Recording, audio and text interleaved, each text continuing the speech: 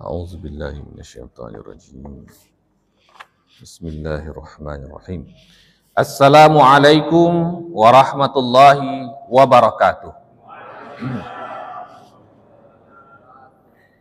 الحمد لله رب العالمين لك الحمد وإليك المشتكى وأنت المستعان يا ذا الجلال والإكرام اللهم فصل وسلم على سيد المرسلين محمد صلى الله عليه وسلم وعلى آله وصحبه أجمعين أما بعد.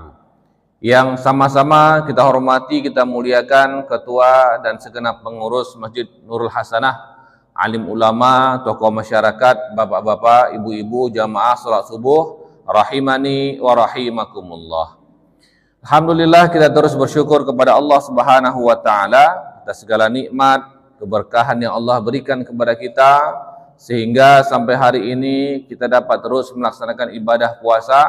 Mudah-mudahan Allah terus berikan kepada kita kekuatan, Allah berikan kepada kesehatan, Allah berikan kepada kita kesempatan, dan Allah berikan nikmat-nikmat yang lainnya yang begitu banyak sehingga kita dapat melaksanakan ibadah puasa sampai nanti akhir bulan Ramadan.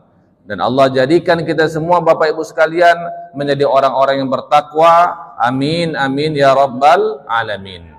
Salawat seiring salam kepada baginda Nabi sallallahu alaihi wasallam sebagai panutan kita, teladan kita. Mudah-mudahan kita semua mendapatkan syafaat beliau. Dan insya Allah kita kembali melanjutkan kajian kita khusus di bulan Ramadan, yaitu kita mengkaji tentang masalah zakat. Kita telah membahas sebelumnya bahwasanya zakat adalah merupakan salah satu rukun dari rukun Islam. Barang siapa yang mengingkarinya, sungguh dia telah mengingkari salah satu dari dasar-dasar keislaman. Yang artinya ia keluar dari keislaman, dan apabila ia mati dalam keadaan menolak dari kewajiban zakat itu, maka dia tidak dimasukkan ke dalam kelompok orang-orang yang muslim. Dia tidak disolatkan, dia tidak dikuburkan di pekuburan orang-orang Islam. Maka Bapak Ibu yang dirahmati Allah Subhanahu wa taala, ini adalah hal yang paling asasi. Zakat adalah kewajiban untuk setiap muslim yang telah memenuhi syarat-syarat sebagai wajib zakat. Karena tidak semua harta itu wajib dizakati. Kita telah membahas sebelumnya syarat wajib zakat, yaitu yang pertama Islam, orang Islam. Yang kedua mulkiyatun nisab, memiliki nisab, ya, sampai batas nilai minimal dari kewajiban zakat, dan berlalu satu haul qamari ataupun 1 tahun qamariyah. Nah, sekarang kita masuk pada pembahasan al-amwalul lati tajibu fiha zakah. Harta-harta yang diwajibkan untuk dizakati.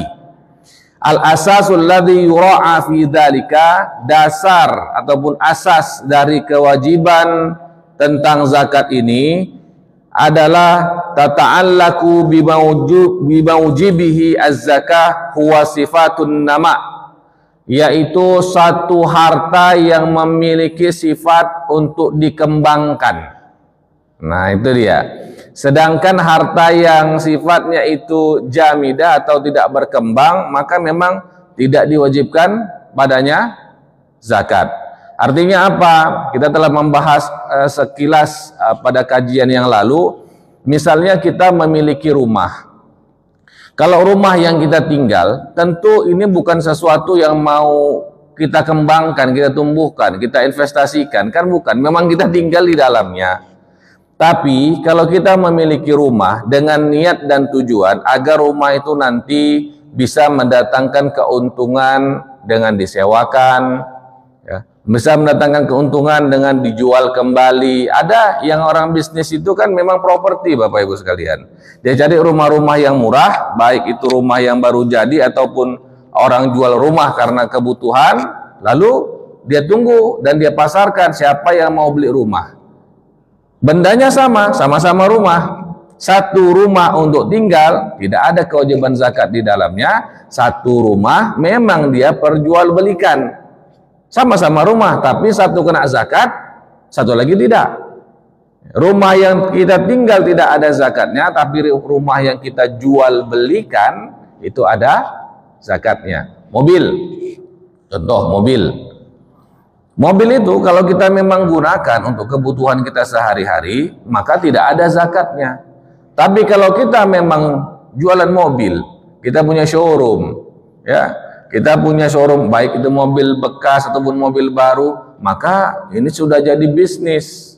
Ya, sudah berkembang, maka di situ muncullah kewajiban zakat. Itu dasarnya. Jadi sesuatu yang bisa berkembang, maka ada zakat di dalamnya. Itu asasnya, ya. Nah, sekarang kita masuk apa-apa saja yang menurut para ulama itu diwajibkan zakat. Yang pertama an-naqdan wal maqsudu bihima. Yang dimasukkan dengan an-naqdan az-zahabu wal fiddah, emas dan perak. Emas dan perak ini kan memiliki sifat untuk ditumbuhkan atau dikembangkan. Ya, kalau kita beli emas di tahun misalnya tahun 2000, sama nggak harga emas di tahun 2000 dengan 2024 sekarang? Anda kan? Dia bisa bertumbuh, dia bisa berkembang. Tapi syaratnya satu, bukan emas yang kita pakai, bukan yang ibu-ibu pakai. Kalau yang ibu-ibu pakai tidak berkembang. Tapi kalau orang memang jualan emas, toko emas, ya memang itu yang mau dijual sama dia, itu yang mau dikembangkan, maka di sana ada zakatnya. Ataupun kita sengaja beli emas untuk kita investasi, kita simpan. Ini lagi ada uang nih, ini harga emas lagi turun ini, belilah dulu emas. Nanti kalau naik lagi harganya saya jual. Nah, itu sudah berkembang atau tetap? Kalau seperti berkembang, karena memang kita investasi gitu. Maka segala sesuatu yang diinvestasikan itu pasti ada zakatnya. Nah,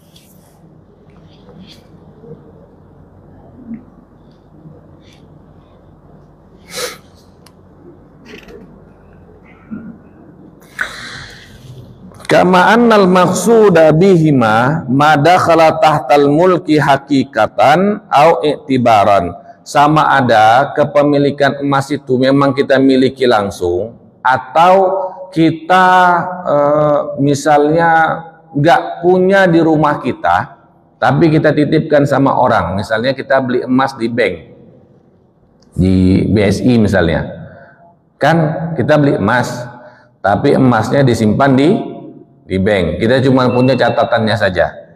Apakah emas kita itu ada zakatnya? Ada. Walaupun Ustaz, emasnya tidak sama saya, Ustaz. Di mana emasnya? Di bank, Ustaz. Sama aja. Ya, kan masih punya kita kan? Nah, walaupun kita nggak pegang. Apalagi memang di rumah kita dia. Cuma hati-hati pula menyimpan di rumah nih kan. Takut-takut ada pula yang tangan panjang ke sana. Ya, itu dia. Sawa'un kana at-ta'amul fi'li bihima au bi'aurakin takumu maqamihima, yaitu tadi sama ada memang kita gunakan langsung. Misalnya pada masa Nabi orang masih menggunakan dinar dan dirham dalam jual beli. Jadi orang kalau pada masa dulu dia kantongnya itu berisi uang dinar emas, berisi uang dirham perak memang, ya, perak. Ya itu juga masuk dalam kategori harta yang bisa kena zakat gitu. Kalau sekarang udah jarang orang, ya, kecuali yang saya tahu biasanya di tanah Minang biasanya masih menggunakan emas, satu emas dua emas tuh ya, iya kan, satu emas dua emas gitu, bukan pakai gram. Satu emas tuh berapa gram kira-kira Bu? Dua setengah. Oh 2,5 ya.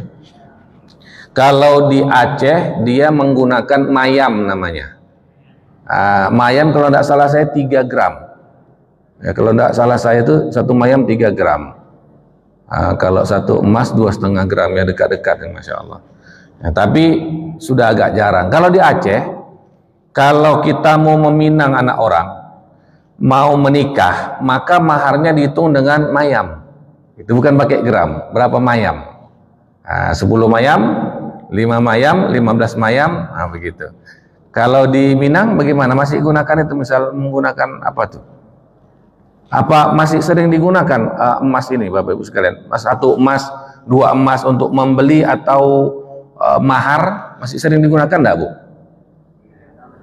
Ada sebagian ya, masih ada. Tapi biasanya tuh utang piutang biasanya pakai emas tuh ya.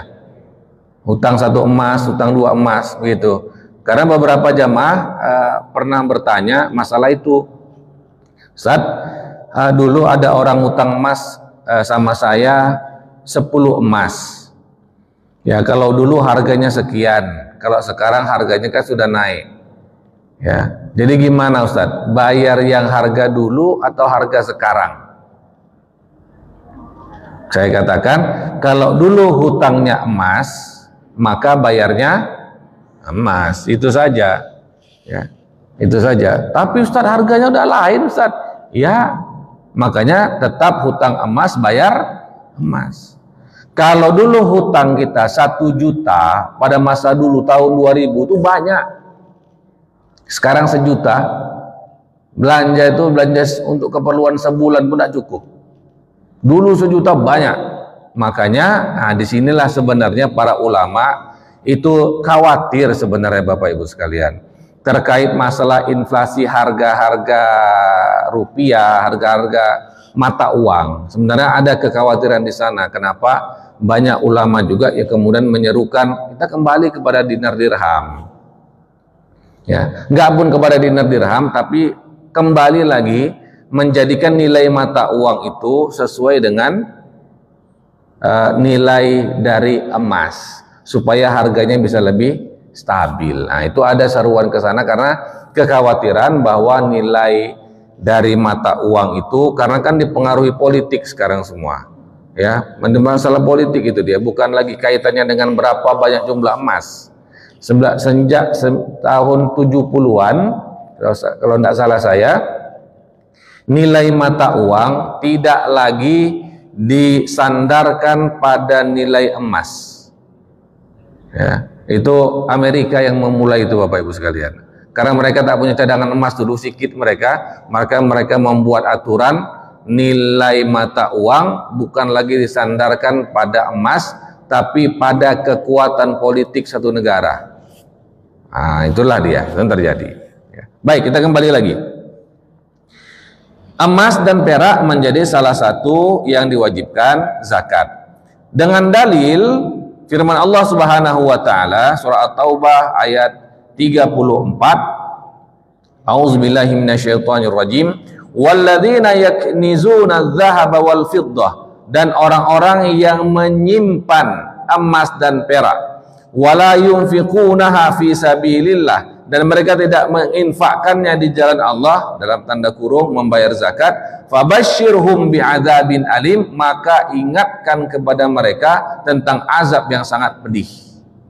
Jadi nggak membayar zakat itu sudah dosa besar, memang mendapatkan azab yang pedih. Wal maksudu bil kanzi al kunuzi habsun ma yata'allaqu bihi minaz zakah, yaitu orang-orang yang menahan-nahan membayar zakat. Wal malul maknuzu huwal malul ladzi lam tuadda zakatuhu, dan harta yang disebutkan yang disimpan itu adalah harta yang belum dibayarkan zakatnya.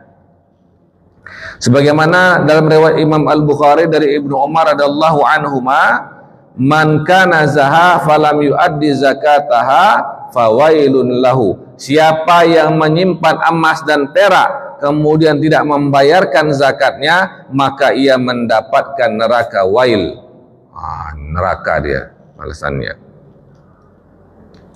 Kemudian dalam riwayat Imam Muslim dari Abu Hurairah radhiyallahu anhu, bersabda baginda Nabi sallallahu alaihi wasallam, "Ma min sahibi dhahabin wala fiddah", tidak ada orang yang memiliki emas ataupun perak, la yuaddi haqqaha, kemudian dia tidak membayarkan haknya. Apa haknya? Bayar zakat. illa idza kana yaumul qiyamah, nanti di hari kiamat, suffihat lahu safaihu min nar, maka dibukakan lembaran-lembaran neraka, fa uhmiya 'alaiha fi nari jahannam, kemudian dia akan dibakar di dalam neraka jahanam, fayuqwa biha jabinuhu wa zahruhu, kemudian dia akan disetrika, ya, disetrika bagian mukanya dan juga bagian belakangnya, disetrika, setrikaan neraka. Kullama baradat u'idat lahu, setiap kali setrikaan itu dingin maka diulang lagi. Kalau setrikaan zaman dulu, ibu-ibu ingat kan, setrikaan pakai arang. Nah, pakai arang itu, kami dulu waktu pesantren pakai itu Pak, bolong-bolong baju kami Pak. Salah kan? Nah, nyetrika, tengok cus keluar ada percikan-percikannya itu, kenalah ke baju, udah tengok bolong-bolong baju itu. Astagfirullahalazim. Ya, teringat itu. Nah, itu lama-lama baranya kan habis. Ya, baranya kita setrika-setrikan habis, harus diisi ulang. Ya, harus diisi ulang lagi, kasih lagi bara yang baru. Nah, begitulah permisalannya orang yang tidak mau bayar zakat, maka dibukakan, dibentangkan semacam lempengan besi, ya, kemudian dipanaskan di neraka, disetrika wajahnya, disetrika punggungnya sampai dingin dia. Saking udah panas tadi itu kena hancur, dingin dia, dipanaskan lagi, disetrika lagi. Nauzubillah. Itu orang yang tidak mau bayar zakat. Fi yaumin kana miqdaruhu 50 alfasanah. Di satu hari yang mana satu hari itu setara dengan 50 ribu tahun. Satu hari di neraka itu perbandingannya seperti 50.000 tahun. Jadi satu hari kita masuk ke sana udah 50.000 tahun itu. Ya, nauzubillah, nauzubillah. Hatta yuqda bainal ibadi, sampailah nanti di antara manusia itu diadili. Fayura sabilahu, kemudian dilihat bagaimana jalannya. Maksudnya tadi itu kan belum sampai neraka sebenarnya. Ya, kalau dalam hadis ini masih di hari kiamatnya. Belum lagi masuk ke nerakanya. Jadi yang dibuka tadi itu ada lempengan besi, dibuka neraka jahanam, dipanaskan di sana, setrika, disetrika. Itu belum lagi masuk neraka tuh, belum lagi dihisap lagi itu. Udah begitu azabnya. Ya, udah begitu azabnya. Nauzubillah. Nanti kalau sudah ditimbang maka dilihat imma ilal jannah wa imma ilan nar. Sama ada nanti dia tuh masuk ke surga atau masuk neraka. Ya, jadi itu masih belum masuk neraka lagi, udah duluan dia kena azab. Nauzubillah. Ini dahsyatnya orang tidak mau bayar zakat. Maka kalau kita punya harta, resikonya satu, resikonya kita bayar zakat. Kalau kita tak punya harta, resikonya kelaparan. Nah, betul kan? Resiko kelaparan, nggak ada harta, nggak ada uang, lapar, itu resikonya. Tapi bagi orang yang punya harta, resikonya zakat. Orang bisa menahan lapar, tapi orang susah menahan lupa. Karena orang kalau sudah kaya, lupa. Punya harta, lupa. Ya, belum lagi cobaan-cobaan yang datang, godaan-godaan setan. Nggak usah bayar zakat, banyak tuh zakat tuh. 100 juta ya bayar 2,5 juta. 2,5 juta tuh udah gaji sebulan tuh, bisa menggaji orang kita sebulan. Nah, mulailah setan tuh muncul memang dia. Ya. Nauzubillah. Anwa'uz zahab wal fiddah alladzi tata'allaqu biha az-zakah. Ini emas dan perak yang terkait dengan masalah zakat. Ya. Yang pertama ad-darahimu al-fiddiyah, dirham yang terbuat dari perak, wad dananir az-zahabiyah, dan juga dinar-dinar dari emas. Wa ma huwa fi hukmi muhillin minhuma minaz zahabi awil fiddah al-maskukaini lit-ta'amul. Kalau zaman dulu kan masih dinar dirham ataupun misalnya di satu daerah yang tidak ada dinar dirham tapi menggunakan emas juga, misalnya di Cina.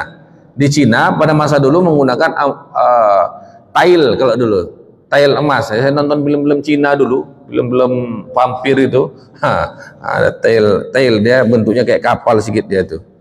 Emas, ada yang perak.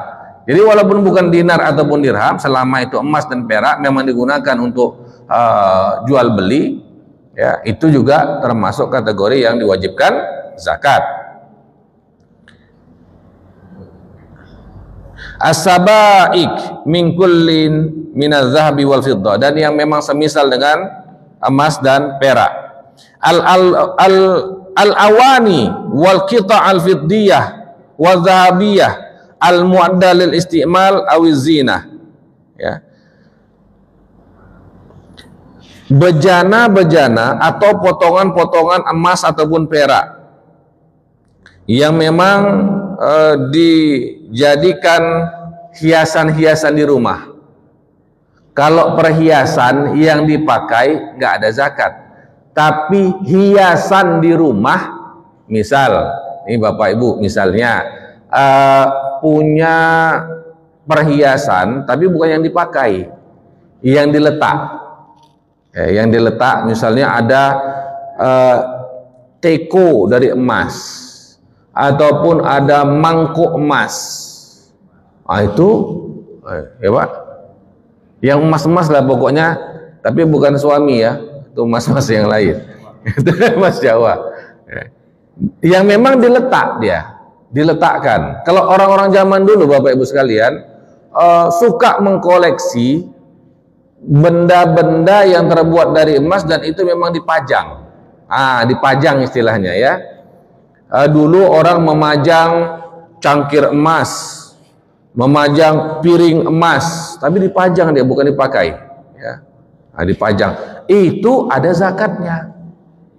Pedang emas, misalnya ada yang buat pedang dari emas, itu ada zakatnya. Jadi segala sesuatu kan nanti itu bisa dijual, gitu kan, bisa dijual itu. Itu termasuk sesuatu yang kena zakat. Kemudian la zakat di fil hulli, tidak ada zakat bagi perhiasan yang dipakai. Yustasna min nau'is salis al hulli al mubah, dikecualikan dari yang ketiga tadi, bagian yang ketiga, yaitu perhiasan-hiasan emas adalah perhiasan yang dipakai secara mubah. Maksud mubah bagaimana? Perhiasan yang dipakai oleh kaum perempuan. Kalau laki-laki coba-coba pakai emas dan itu haram, dia kena zakat. Mana tahu Pak, ada, kadang kita pernah lihat kan, ada orang pakai rantai emas juga kan. Tato dia pakai rantai emas kan, itu kena zakat. Itu ada 100 gram, 85 gram itu kena zakat itu. Kenapa?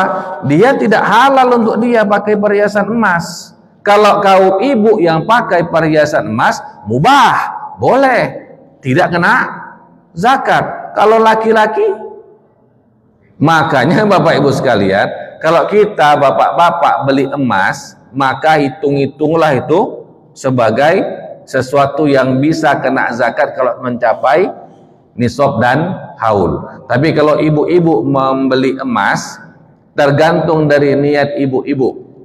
Kalau niatnya beli emas untuk dipakai, maka tidak ada zakatnya. Tapi Bu, kalau ibu-ibu beli emas, niatnya untuk investasi, lagi ada uang nih, ada dapat bonus dari si bapak, belilah emas dulu ya, ada uang 10 juta, beli emas. Beli apa? Beli rantai.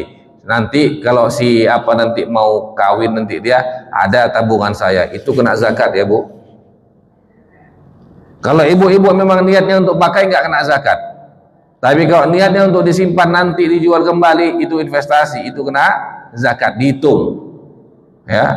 Kecuali ibu-ibu niat ya, tahun ini beli ya, berapa dibeli? 15 gram ya, 3 bulan kemudian beli 15 gram, semua saya pakai Ustaz. Wah, ngeri nih Bu, ini berarti ya, semua dipakainya. Dalam setahun ini bisa sekilo mungkin dipakainya nanti itu ya. Gini ya kan, nggak kena zakat kan Ustaz? Enggak, paling dirampok orang ibu, jangan pakai itu. Ya. Nah, ini makanya di sini disebutkan al-hulli al-mubah, ya, perhiasan yang boleh, ya, tidak ada zakatnya. Ila haddin asara fi urfin nas, sampai pada batas, nah, tapi ada batasnya juga Bu, pada batas yang mana seseorang layak dan pantas menggunakan perhiasan emas. Kalau misalnya ada orang, ini karena ada nih saya lihat di YouTube, orang buat, memang dia kaya, dia buat baju dari emas, baju ditempa jadi emas, itu beratnya bukan sekilo lagi itu baju, ya kan? Itu baju dari emas bukan sesuatu yang normal. Orang menggunakan perhiasan emas, bukan baju dari emas. Baju dari emas itu kena zakat. Kadang bukan termasuk perhiasan yang wajar di masyarakat gitu. Jadi kalaupun kita mau mengelak-ngelakkan zakat emas ini, Ustaz, saya ada emas Ustaz, berapa banyak? Adalah 2 kilo. 2 kilo, wow, bergetar kita kan, 2 kilo emasnya kan, banyak itu. Ya. Tapi Ustaz, itu bentuknya itu perhiasan. Perhiasan apa 2 kilo Bu? Baju Ustaz. Ya. Baju. Wah, ini tetap kena zakat itu. Ya, tetap kena zakat. Ataupun sepatu emas semua. Gimana jalannya itu? Ya sudah berat, ya. Tas, wah, kalau ibu-ibu tas nih, mungkin ibu-ibu pernah lihat wanita emas. Tahu wanita emas? Yang di YouTube, di TV itu, emas yang banyak betul itu, tasnya semua dari emas, tas itu. Semua dari emas. Itu bukan sesuatu yang wajar dipakai. Itu kena zakat. Ya, itu kena zakat. Kalau perhiasan yang di tangan, di leher, di telinga, anting-anting, itu masih yang wajar. Tapi kalau udah tasnya satu tas itu semua emas, itu udah nggak wajar lagi. Itu kena zakat. Jadi nggak usah kita berpikir mau ngelak-ngelakkan zakat tuh, nggak usah lah.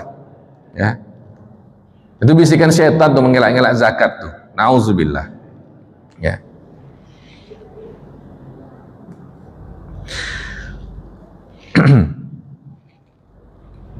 Hal ini, pengecualian masalah perhiasan tadi berdasarkan dari hadis Nabi Shallallahu Alaihi Wasallam, la zakata fil hulli, tidak ada zakat untuk perhiasan emas. Jadi hukum asalnya emas yang ibu-ibu pakai ada zakatnya, hukum asalnya. Tapi kemudian datang hadis Nabi Shallallahu Alaihi Wasallam menyebutkan perhiasan emas tidak kena zakat. Maka ibu-ibu harus banyak bersyukur kepada Nabi Shallallahu Alaihi Wasallam.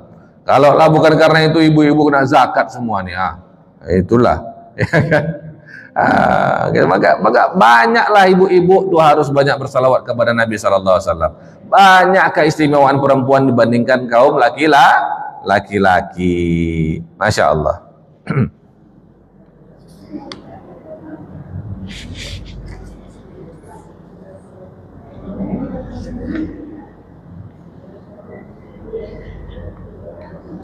Kama rawa Asy-Syafi'i rahimahullahu taala fil sebagaimana diriwayatkan dari Imam Asy-Syafi'i dari kitab Al-Um, anna rajulan sa'ala Jabir bin Abdullah radhiyallahu anhuma anil hulli afihi zakah faqala la, ya.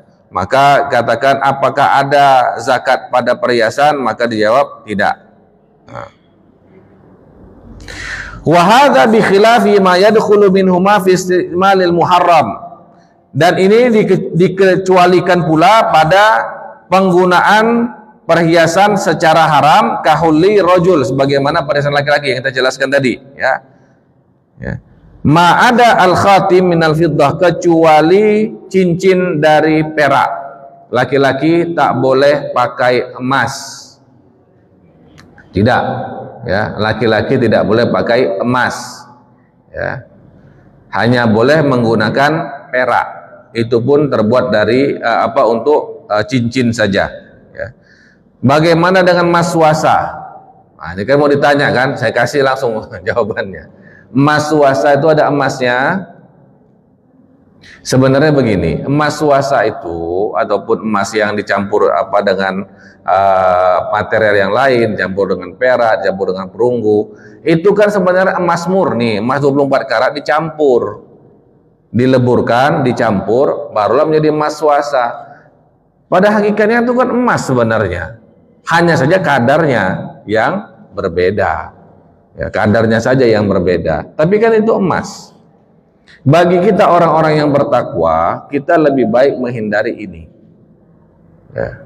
Walaupun nampak cantik dari tangan itu, kita laki-laki tidak menggunakan emas, ya. Walaupun ada pendapat yang mengatakan selagi tidak mencapai 22 gram, 22%, mohon maaf, 22%, 22 karat, ya, 22 karat, mohon maaf, maka itu masih boleh. Misalnya yang 18 karat misalnya masih boleh. Tapi kalau saya menasihati kita semua, termasuk diri saya sendiri, untuk tidak menggunakan perhiasan emas bagi kita kaum laki-laki. Makanya tak ada cincin saya, Pak. Ada cincin, tapi saya kurang suka memakainya, ya, kurang suka pakai perhiasan, ya. Syukurlah tidak banyak habis di situ. Kadang-kadang kan ada kan bapak-bapak sekali datang ke masjid 5 cincinnya kiri kanan, 10, kayak tesi, ya kan. Ya kalau sholat bukan apa-apa, kita lihat juga tuh at-tahiyatul itu kan goyang-goyang apa. Kita tengok juga, wah cincin bapak ini ngeri juga rupanya. Ketika salam pun begitu kan, salam digenggamnya kuat-kuat tangan kita tuh, biar nampak terasa cincin itu kan. Allahu Akbar. Baik, kemudian itu tentang masalah emas. Ada yang mau bertanya masalah emas dan perak ini? Ada yang mau bertanya? Silakan Pak. Ya. Ya, ya. Kalau kita menjual tanah, misalnya. Iya. Menjual tanah, oke. Kemudian sisanya kita beli emas. Kemudian apabila besar dijual, gimana? Iya. Karena apabila dijual kadang-kadang agama ini dan ada emas dapat dijual. Betul. Hasil yang tadi, hasil jual tanah tadi, kita belikan emas. Iya, zakat yang di awal tuh zakat untuk tanah investasi itu, Pak. Jadi setelah dapat hasilnya, itu sudah bersih tuh. Nah, sekarang uang yang sudah bersih tadi kita simpan lagi. Sama ada kita simpan bentuknya rupiah, atau kita belikan emas. Kalau nilainya melewati 85 gram dan tersimpan selama 1 tahun, maka tetap wajib zakat lagi. Karena zakatnya tiap tahun. Misal kita punya emasnya itu 100 gram, ya 100 gram. Kita simpan selama 1 tahun, maka keluarkan zakatnya berapa? 2,5%, 2,5 gram. Kita keluarkan dari 100 tadi, karena ada uang lain nih, cuman itu yang kita punya. Dari 100 gram itu keluarkan 2,5. Sisa berapa? 97,5 gram. Tahun depan masih belum ada terpakai ini, maka dikalikan 2,5%. Berapa? Sekitar 2 gram. 97 kurang 2 gram, sehingga 95,5 gram. Tahun depan begitu lagi, terus sampai batas dia 85. Ketika dia di bawah 85 nggak kena lagi zakat, nggak kena zakat lagi. Gitu. Jadi batas minimalnya adalah 85 gram. Maka kalau memang mau punya emas, nggak mau kena zakat, dibatasi di 84 atau 80 gram. Itu nggak kena tuh. Punya tabungan 80 juta nggak kena tuh, tapi dia 100 juta wajib zakat 2,5%. Terus berkurang dia, terus berkurang sampai ke batas 84 juta. Terus begitu itu, Pak. Jadi kenapa demikian, Ustadz? Karena orang yang punya emas sebanyak 85 gram, orang yang punya tabungan tidak dipakai-pakai selama 1 tahun 85 juta, dia orang kaya ini, orang yang sangat tercukupi karena nggak terpakai-pakai. Tapi kalau kita yang orang pas-pasan, sampai terpakai, naik terpakai, kan begitu. Memang nggak kena zakat lah. Yang dizakati kan orang yang mampu, orang yang kaya. Itu dia, seperti itu Pak. Bagus sekali pertanyaannya. Ini memang banyak ditanyakan karena sebagai orang berpikir sekali zakat selama-lamanya. Oh enggak, zakat itu tiap tahun. Zakat itu setiap tahun. Baik, ada ibu-ibu yang mau bertanya? Oh ya baik. Yang di belakang dulu. Oh ya boleh. Ayah Anda dulu sebentar Ibu. Ya. Berkebun. Masya Allah, kebun durian nih.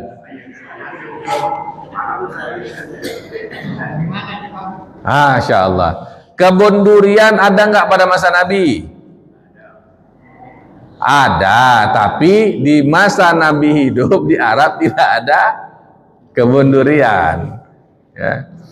Di masa Nabi ada enggak pokok sawit? Ada, tapi di tempat Nabi hidup itu tidak ada pokok sawit, yang ada pokok kurma. Bapak Ibu pernah perhatikan nggak pokok kurma sama pokok sawit mirip loh? Ya, mirip. Ketika saya ke Madinah saya lihat mirip betul ya. Pokok kurma itu mirip betul dengan pokok sawit, cuman beda, muncul buahnya beda. Ya, subhanallah. Nah, sekarang para ulama kemudian melihat bahwasanya kewajiban zakat itu muncul pada masa Nabi, dan Nabi menentukan zakat ini, zakat ini, zakat ini, zakat ini. Maka Imam Syafi'i mengatakan tidak ada zakat pada sesuatu yang tidak disebutkan oleh Rasulullah. Mazhab Syafi'i. Jadi kalau kita punya kebun durian itu tidak ada zakatnya. Kita punya kebun sawit tidak punya zakat. Tapi ketika pokok durian kita berbuah, panen kita durian, lalu buahnya kita jual, ada nggak zakat perdagangan? Zakat perdagangannya ada. Zakat punya kebun duriannya nggak ada. Zakat panennya nggak ada. Tapi ketika kita jual, ada zakatnya. Namanya apa? Zakat urudut tijarah. Zakat jual beli. Zakat perdagangan. Itu dia. Orang punya sawit, ya memang nggak ada dalilnya gitu. Dalam mazhab Syafi'i seperti itu, ya memang nggak ada dalilnya. Pokok durian, apakah pokok durian itu memiliki nilai kalau nggak dijual? Mana ada nilainya, orang nggak dijual. Kalau sudah dijual, menghasilkan dia. Itulah dia. Ya, sawit, ada orang makan sawit? Nggak ada. Tapi sawit ini dijual. Nah, ketika dijual, ada harganya, disitulah kena zakatnya. Dan ini dikiaskan kepada seluruh perkebunan-perkebunan lainnya. Perkebunan kelapa itu juga menguntungkan. Ya, perkebunan kelengkeng, sekarang orang membudidayakan kelengkeng, perkebunan rambutan, ya, semua bentuk perkebunan kecuali yang sudah ada dalam nas-nas hadis ya, seperti gandum dan lain-lain yang kita sebutkan nanti. Ya, di luar daripada itu, kebanyakan di Indonesia perkebunan-perkebunan ini tidak masuk dalam kategori zakat.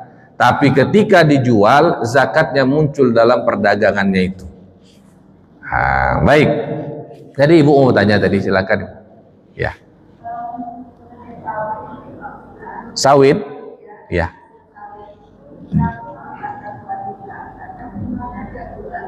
Iya. Ya. Iya. Baik, terima kasih Bunda. Ini pertanyaan bagus ya. Bagi yang punya kebun, apakah sawit, durian dan lain-lain. Berapa batasnya? Sama, 85 gram emas nilainya selama 1 tahun, dikalkulasikan. Jadi tiap kali panen sebulan kan 2 kali panen kan, 2 kali dodos kan. Dikalikan dengan 1 tahun, berapa? Lewat 85 juta maka ada wajib zakat. Tapi Bu, kalau kita bayarnya setelah 1 tahun berat, berat, maka lebih baik setiap kali panen potong 2,5% untuk zakat. Pasti berat. Kenapa? Karena kalau sudah dipanen, dijual gitu, udah habis saja itu. Habis saja itu. Ya. Nah, jadi lebih baik ketika panen, ya. Ini ada dua mazhab lagi nih ketika panen nih. Dikeluarkan dulu untuk kewajiban, bayar orang dodos, bayar orang langsir dan lain-lain, sisanya baru dikeluarkan zakatnya. Ada pendapat mengatakan berapa brutonya, ya, belum dipotong ini dan itu, keluarkan zakatnya. Ada dua mazhab. Ya. Bagi orang-orang yang sawitnya lumayan lah, ya, udah sampai 4 hektar begitu, ya. Kalau sudah seperti itu 5 hektar, keluarkan bruto sajalah. Keluarkan bruto, tidak besar kok itu. Tapi efeknya buah kita itu akan berkah. Pokok sawit kita tuh akan menghasilkan banyak. Ah, itu dia. Kalau kita pelit-pelit, inilah sama prinsipnya nih Bu. Ini bagi yang punya kebun sawit tahu pasti. Kalau pokok sawit tidak diberikan pupuk, pasti buahnya sedikit, buahnya ringan, iya kan? Tapi coba kita royal ke dia, kita kasih dia pupuk. Pupuk itu mahal juga Pak, ya. Kasih dia pupuk, dia akan mengembalikan kita lebih banyak kan? Iya, lebih banyak itu dibandingkan orang yang nggak pupuk. Begitu juga dengan zakat, mirip sekali. Kalau kita mau keluarkan zakat dari hasil kebun kita itu, maka Allah akan keluarkan yang terbaik dari kebun kita, hasil yang terbaik untuk kebun kita. Jangan pelit. Semakin kita pelit sama pupuk, semakin pelit sawit itu ngasih buah sama kita. Semakin pelit kita keluarkan zakat dari perkebunan kita, semakin pelit Allah keluarkan hasil terbaik dari kebun kita. Kita bisa lihat sendiri dengan mata kepala sendiri. Kenapa? Orang tua saya punya sawit soalnya. Ya, orang tua saya punya sawit, punya kebun sawit. Selalu saya bilang, Pak, Mak, ini kenapa harus dipupuk? Ya, saya lihat orang lain nggak mupuk, keluar juga buahnya. Dibilang sama orang tua saya, perbandingan orang yang memupuk dengan tidak memupuk itu seperti 1:3. 1 kita kasih sama dia, 3 dikasih sama kita. Semakin royal kita memberikan pupuk, semakin banyak dia keluarkan buahnya. Saya pikir, iya, mirip konsep-konsep zakat juga. Semakin kita royal mengeluarkan zakat, semakin banyak Allah keluarkan hasilnya. Itu Bapak Ibu sekalian. Ya, jadi terima kasih Bunda, pertanyaan bagus sekali dan berlaku untuk semua panen-panen hasil yang lain. Ya, jangan takut keluarkan zakat. Jangan takut. Ya, mudah-mudahan dengan berzakat hartanya bersih, hartanya bertumbuh dan bertambah dan bertumbuh. Baik, ada yang tanya lagi? Silakan Pak. Oh ya, ada 2 nanti. Ya baik, nggak apa-apa. Silakan ya Pak Abang dulu, baru Ibu nanti ya. Nanti ya. Baik, apa? Sarang burung walet. Ya. Ya, sarang burung walet pada masa Nabi ada enggak? Ada lah Ustaz, tapi enggak pernah orang beternak sarang burung walet pada masa dulu. Ya. Sekarang bagaimana? Sarang burung waletnya tidak kena zakat, tapi ketika dijual dan harganya melampaui dari 85 gram emas, maka ada zakatnya, zakat perdagangan. Seperti itu. Jadi zakatnya itu bukan pada zatnya, tapi pada perdagangannya. Ya, bukan pada zatnya tapi pada perdagangannya. Itu dia. Silakan tadi, Ibunda mau bertanya. Ya. Ya.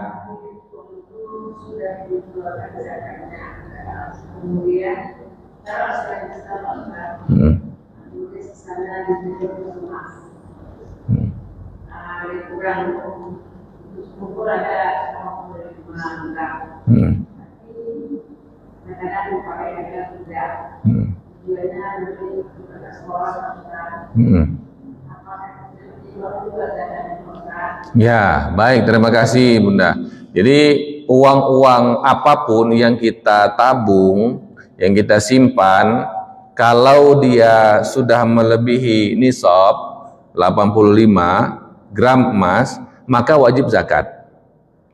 Tapi ketika nanti pada satu saat kita pakai, turun lagi di bawah, itu gak kena zakat lagi, ya, naik lagi. Nah, kita menghitungnya begini. Nah, ini biar kita paham ya kapan kita menghitungnya. Kapan pertama kali harta kita sampai nilai nisab? Anggap saya misalnya, anggaplah saya mulai kena nisab itu ketika saya punya tabungan 100 juta misalnya pada bulan Rajab, Sya'ban, Ramadan. Rajab. Oke. Pada Rajab tahun berikutnya saya lihat tabungan saya tadi itu, ya. Apakah tabungan saya yang ini tadi masih mencapai 85 gram emas atau enggak? Walaupun dalam Rajab, Sya'ban, Ramadan saya terpakai 50 juta, ya kan? Kemudian dalam 3 bulan berikutnya saya simpan sampai lagi 85 dia. Nah, terpakai, tersimpan lagi, terpakai, tersimpan lagi. Tapi pada Rajab tahun berikutnya saya lihat ya di 100 juta aja gitu, maka saya keluarkan zakatnya 100 juta. Oh, ternyata Ustaz, di Rajab berikutnya saya lihat tabungan saya nggak 100 juta lagi Ustaz, udah terpakai Ustaz, yang ada 90 juta, maka di 90 juta dikeluarkan, 90 juta dikeluarin. Tahun berikutnya, Rajab berikutnya lagi, ternyata saya bisa nyimpan lagi, naik 100 juta, maka 100 juta saya bayar zakatnya. Tahun berikutnya ngepas di 85 gram, ya, dengan naik turun tadi, maka saya bayar di 85 gram kali 2,5%. Nah, itu dia. Nah, jadi kita lihat kapan awalnya. Maka harus ingat-ingat, itu azab untuk orang yang memiliki harta, ya. Artinya azab itu kan cobaan maksudnya, bukan azab bagaimana. Karena untuk orang miskin azabnya lapar, azabnya nggak bisa beli apa-apa. Semua manusia ini sama Pak, jangan disangka yang kaya itu beruntung betul, enggak. Dia ada kewajiban. Orang miskin nggak ada kewajiban, tapi nggak bisa beli ini beli itu. Jadi kita nih kalau paham konsep ini, kita itu bersyukur aja. Dikasih sama Allah sedikit kita bersyukur, gak wajib-wajib kita gak bersibuk hitung-hitung. Kita dikasih banyak kita harus sibuk ngitung, memang itu azabnya, ya. Jadi kita hidup nih bener aja gitu, ya. Mau kaya mau miskin ada resiko masing-masing. Nah, baik, ada yang bertanya menutup, udah masuk waktu. Silakan Bunda. Saudara kita dia minta sampaikan tolong dari masyarakat dia supaya dalam sekolahnya konsisten dia juga itu Pak. Apa yang kita masyarakat kita itu sah. Baik. Ini pertanyaan bagus nih, walaupun nanti kita akan bahas tapi kita jawab sekarang, tidak masalah.